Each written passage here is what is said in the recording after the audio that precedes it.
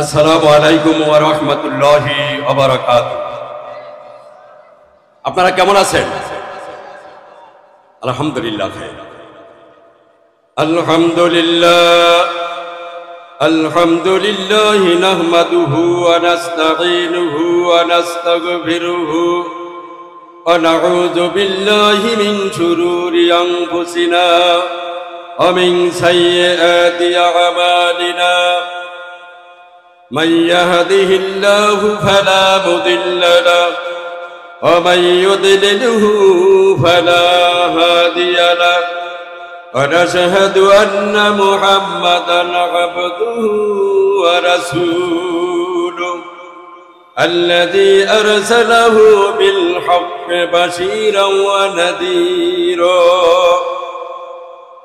وداعيا إلى الله بإذنه وسراجا منيرا. فقد قال الله سبحانه وتعالى في كلامه المجيد والفرقان الحميد: أعوذ بالله من الشيطان الرجيم. بسم الله الرحمن الرحيم. الرحمن علم القرآن إلى آخر الآية. وقال رسول الله صلى الله عليه وسلم: أنا سيد الناس يوم القيامة، أو كما قال عليه الصلاة والسلام. وقال الله تعالى في آية أخرى في شأن حبيبه محمد صلى الله عليه وسلم آمرا ومخبرا: إن الله وملائكته يصلون على النبي يا أيها الذين آمنوا صلوا عليه وسلموا تسليما. اللهم صل على مولانا محمد وعلى آل سيدنا مولانا محمد. اللهم صل على مولانا محمد وعلى آل سيدنا. আরবের বুকে মক্কার পরে আমিনার যেথায় ঘর, খোদার করুণা কাউসার হয় জোরসে বারংবার। আল্লাহুম্মা সাল্লি আলা মাওলানা মুহাম্মদ ওয়া আলা আলি সাইয়্যিদিনা। বালাগাল উলা বিকামালিহি কাশাফাত দুজা বিজামালিহি হাসুনাত জামিউ খিসালিহি সাল্লু আলাইহি ওয়া আলিহি। দ্বীপ জেলা ভোলার ঐতিহ্যবাহী ইউনিয়ন ১ নং রাজাপুর ইউনিয়ন জাতীয় উলামা মাশায়েখ আইম্মা পরিষদের উদ্যোগে আয়োজিত একদিন ব্যাপী সিরাতুন নবী সাল্লাল্লাহু আলাইহি ওয়াসাল্লাম মাহফিল উপলক্ষে আয়োজিত অনুষ্ঠানের সম্মানিত সভাপতি, আমাদের সকলের শ্রদ্ধাভাজন ব্যক্তিত্ব, মেদিয়া মদিনাতুল উলুম ইসলামিয়া মাদ্রাসা সম্মানিত মুহতামিম, জাতীয় উলামা মাশায়েখ আইম্মা পরিষদের সম্মানিত সভাপতি ভাই মাওলানা মোহাম্মদ শামসুদ্দিন, মঞ্চে উপবিষ্ট তৃতীয় অধিবেশনের সম্মানিত সভাপতি, আমাদের সকলের শ্রদ্ধাভাজন ব্যক্তিত্ব জনাব মোহাম্মদ তুহিন খন্দকার সাহেব, উপস্থিত আজকের প্রধান অতিথি সুদূর ঢাকা থেকে আগত প্রখ্যাত ইসলামী চিন্তাবিদ, বিশিষ্ট আলেমে দ্বীন,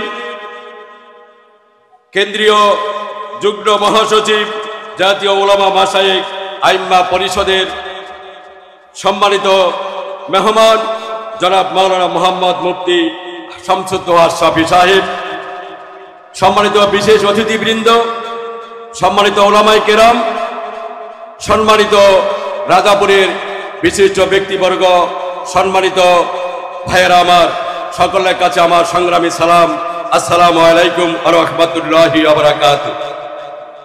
সম্মানিত উপস্থিতি, আমার হাতে সময় কম, তা আমি আপনাদের সামনে পবিত্র কোরআনের জাতীয় সঙ্গীত আর রহমান সূরার দুটি আয়াত আমি আপনাদের সামনে তেলাওয়াত করেছি। এর মোটামুটি ব্যাখ্যা করি আমি আমার কথাকে শেষ করব ইনশাল্লাহ। বাকি আল্লাহ রাব্বুল আলামিন যেন আমাদের সবাইকে নবীর জীবনী শুনে আমরা যারা বাস্তবে এটাকে অ্যাপ্লাই করতে পারি, আল্লাহ আমাদের সকলকে সেই তৌফিক দান করুন। আমরা সকলে বলি আমিন। এই নিয়তের জন্য আমরা সবাই বসতে পারি ইনশাআল্লাহ। সম্মানিত উপস্থিতি, কোরআনে কারিমের 27 পারার আর রহমান সূরা, এটা হলো কোরআনের জাতীয় সঙ্গীত। এই সূরার প্রথমে আল্লাহ রাব্বুল আমিন বলেন আর রহমান। রহমান শব্দের অর্থ হলো দাতা। রহমান শব্দের অর্থ কি? দাতা। দাতা মানে যে দেয়। দাতা মানে কি? যে দেয়। এই পৃথিবীতে মানুষ তার দলের লোকেকে দান করে, এই পৃথিবীতে মানুষ তার আত্মীয় স্বজনকে দান করে, এই পৃথিবীতে মানুষ তার বন্ধু বান্ধবকে দান করে, কিন্তু আমার আল্লাহ রাব্বুল আলামিন হলেন এমন দাতা, এমন রহমান, তার কাছে ধনী নাই, গরিব নাই, সাদা নাই, কালো নাই, সকল মানুষকে তিনি উন্মুক্ত অবারিত হস্তে দান করতেছেন। আমরা সবাই চিৎকার দিয়ে বলি একটু সুবহানাল্লাহ। যিনি নামাজ পড়েন তাকেও দান করেন, যিনি বেনামাজি তাকেও দান করেন, যিনি রোজা রাখেন তাকেও তিনি দান করতেছেন, যিনি রোজা রাখেন না তাকেও তিনি দান করতেছেন। আল্লাহর হুকুমের প্রতি যিনি তাবেদার নন তাকেও তিনি দান করতেছেন। বরঞ্চ আমরা দেখতে পাচ্ছি সম্পূর্ণ উল্টো। যিনি নামাজ পড়েন, রোজা করেন, তার গাছে ফসল কম, আল্লাহ দিচ্ছেন কম। আর যিনি নামাজ পড়েন না, রোজা করেন না, তার গাছে, তার খেতে ফসল বেশি। যিনি নামাজ পড়েন, রোজা করেন, জাল ফালাইলে তার জালে মাছ বাজে কম, কিন্তু যিনি নামাজ পড়েন না, রোজা করেন না, পশ্চিম দিকে ফিরে আসারও খান না, তার জালে মাছ বাজে বেশি। সুতরাং উন্মুক্ত অবৈধ হস্তে আল্লাহ রাব্বুল আমিন সবাইকে সমানে দান করতেছেন। আমরা সবাই চিৎকার দিব একটু সুবহানাল্লাহ। 2 নম্বর আয়াতের ভিতরে আল্লাহ রাব্বুল আলামিন বলেন আল্লামাল কুরআন। এমন দয়াময় আল্লাহ যিনি আমাদেরকে কোরআন শিক্ষা দিয়েছেন। আমরা সবাই চিৎকার দিয়ে বলি একটু সুবহানাল্লাহ। আল্লাহ নবীজি এই কোরআনকে সমাজের ভিতরে ফিট করার জন্য, বাস্তবায়ন করার জন্য দুনিয়ার ভিতরে এসেছিলেন। সুতরাং আমি আজকে আপনাদের সামনে বেছে নিয়েছি সমাজ এবং রাষ্ট্র গঠনে রাসূল সাল্লাল্লাহু আলাইহি সাল্লামের ভূমিকা কি ছিল। যদিও আলোচনা সংক্ষেপেই আমি আলোচনা করব ইনশাআল্লাহ।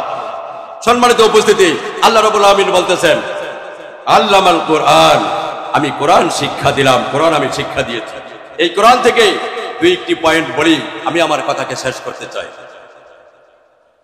আল্লাহ রাব্বুল আলামিন কালামে হাকিমের সূরা মায়েদার 38 নম্বর আয়াতের ভিতরে বলেন আস-সারিকাতু আস-সারিকাতু আস-সারিকু আস-সারিকাতু ফাকতাউ আইদিয়াহুমা।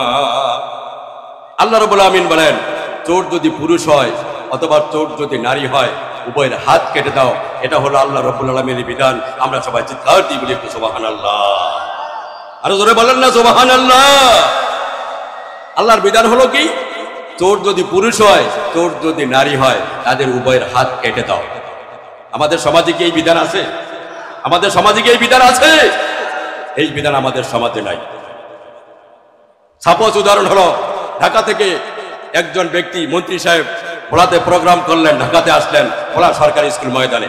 কি করলেন? ঢাকা থেকে আসা প্লেনে, আবার এখান থেকে প্লেনে যাওয়া সম্পূর্ণ সরকারি খরচ। আর দুপুরে কর্মচারীদেরকে নিয়ে লাঞ্চ করলেন, খাবার খেলেন, সর্বমোট সাপোজ খরচ হলো 1 লক্ষ টাকা, কিন্তু মন্ত্রী বাউচার দিলেন 3 লক্ষ টাকা। এই যে 3 লক্ষ টাকা বাউচার দিলেন, জনগণের 2 লক্ষ টাকা চুরি করলেন, এই চোরের কি কখনো বিচার হয়েছে এই পর্যন্ত? কি বলেন, চোরের কি কখনো বিচার হয়েছে এই পর্যন্ত? আল্লাহ রাব্বুল আমিন এমন একটা সমাজ গঠন করেছিলেন, এই সমাজের ভিতরে কোনো চোর ছিল না। আমরা সবাই চিৎকার দিয়ে বলি সুবহানাল্লাহ। 1 লক্ষ টাকা খরচ হয়েছে, তুমি সরকারি খরচে টাকা থেকে এসেছো, আবার সরকারি খরচে টাকা গিয়েছো, প্লেন ভাড়া সরকারি খরচে, আবার দুপুরে কর্মচারীর দিকে লাঞ্চ করেছো, সর্বমোট খরচ হলো তোমার 1 লক্ষ টাকা, কিন্তু তুমি ভাউচার দিলে 3 লক্ষ টাকা। 2 লক্ষ টাকা তুমি কলমের আঁকা দিয়ে চুরি করলে। এই চোরের বিচার আমরা কখনো দেখি নাই। ছোট ছোট চোরের বিচার হয়, কিন্তু বড় বড় চোরগুলির কখনো বিচার হয় না। রাসূল এই কোরআনের আয়াত দিয়ে সমাজ যখন প্রতিষ্ঠা করেছিলেন, ওই সমাজে চোর তো দূরের কথা, একটা উটের রশি পর্যন্ত কেউ চুরি করতে সাহস পায় নাই। আমরা সবাই চিৎকার দিয়ে বলি সুবহানাল্লাহ। 1 2 নম্বরে আল্লামাল কোরআন, কোরআনের বিধান হলো সূরা নূরের 2 নম্বর আয়াতের ভিতরে আল্লাহ রাব্বুল আমিন বলেন, আয-যানিয়াতু ওয়াজ-যানি ফাজলিদু কুল্লা ওয়াহিদিন মিনহুমা মিআতা জালদা। আল্লাহ রাব্বুল আমিন বলেন, জেনাকারী যদি পুরুষ হয় অথবা জেনাকারী যদি স্ত্রী হয়, নারী হয়, তাদেরকে 100 দড়া মারতে হবে। অবিবাহিত বিবাহিত এটার বর্ণনা আবার ভিন্ন। আল্লাহ রাব্বুল আমিন বললেন, জেনাকারী পুরুষ এবং জেনাকারী স্ত্রী যদি হয়, তাদেরকে 100 দড়া মারতে হবে। কয় দড়া ভাই? 100 দড়া। কয় দড়া ভাই? 100 দড়া। আমার সময় শেষ। আলহামদুলিল্লাহি রাব্বিল আলামিন। এমন একটা সমাজ ব্যবস্থা আমরা করতে চাই যে সমাজের ভিতরে কোনো চোর থাকবে না। আপনারা সবাই কি রাজি আছেন? আপনারা সবাই কি রাজি আছেন? এমন একটা সমাজ আল্লাহ রাসূল গঠন করেছিলেন যে সমাজের ভিতরে চোর কখনো ছিল না।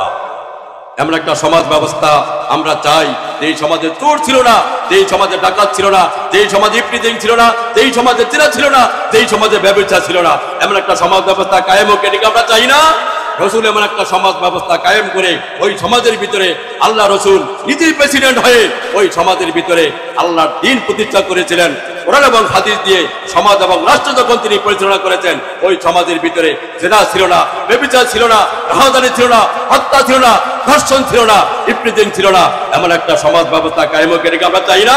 আল্লাহ রাব্বুল আলামিন আমাদের সবাইকে কবুল করুক। আমরা সকলে বলি আমিন। কারা কারা রাজি আছি? নারে তাকবীর। আলহামদুলিল্লাহি রাব্বিল আলামিন। আমা তাওফীক ইল্লা বিল্লাহ। আসসালামু আলাইকুম ওয়া রাহমাতুল্লাহ।